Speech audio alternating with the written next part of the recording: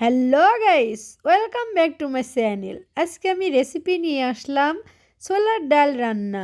প্রথমে আমি ছোলার ডালগুলো সুন্দরভাবে ধুয়ে পরিষ্কার করে প্রেশার কুকারে নিয়ে সিদ্ধ করতে দিয়ে দিয়েছি। সিদ্ধ হয়ে গেছে, ফিরে আসলাম। চুলার উপর কড়াই বসিয়ে মিডিয়াম সাইজের একটা পেঁয়াজ কুচি দিয়ে দিলাম ভাজতে। বাদামি কালার করে ভেজে নিতে হবে। বাদামি কালার করে ভেজে নেওয়া হয়ে গেছে। এই পর্যায়ে 1.5 টেবিল চামচের মতো আদা, রসুন এবং জিরা বাটা দিয়ে দিলাম। সুন্দর করে নেড়েচেড়ে নিচ্ছি। ভালো করে ভেজে নিতে হবে। এই পর্যায়ে আমি গুঁড়া মশলাগুলো অ্যাড করে দিব।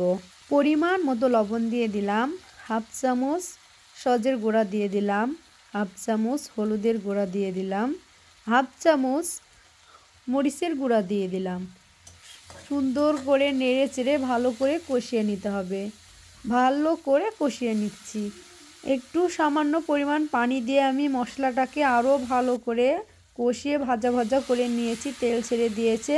সিদ্ধ করা ডাল এবার আমি ঢেলে দিলাম কড়ার উপর দিয়ে সুন্দর করে নেড়েচেড়ে ভালো করে মিশিয়ে নিচ্ছি। ভালোভাবে মিশিয়ে নিতে হবে। ভালো করে মিশানো হয়ে গেছে। এ পর্যায়ে আমি ঢাকনা দিয়ে 5 মিনিটের জন্য ঢেকে দিলাম। 5 মিনিট সিদ্ধ করে নিচ্ছি। 5 মিনিটের পর আবার আমরা ফিরে আসলাম। দেখুন বন্ধুরা, ডালের পানিটা অনেকটা শুকিয়ে গেছে। এই পর্যায়ে আমি কাঁচামরিচ 8-10টার মতো কাঁচামরিচ দিয়ে দিলাম ফালি করে।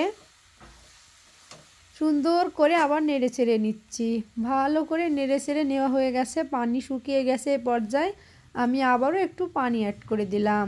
দিয়ে আমি আবারও ভালো করে নেড়ে চেড়ে মশলার সঙ্গে ডাল এবং মরিচের সঙ্গে একসঙ্গে মিশিয়ে কষিয়ে নিয়েছি। ঢাকনা দিয়ে আমি আবারও ঢেকে দিলাম 5 মিনিটের জন্য। 5 মিনিট ভালো করে সিদ্ধ করে নিচ্ছি। 5 মিনিট পর আমরা আবারও ফিরে আসলাম।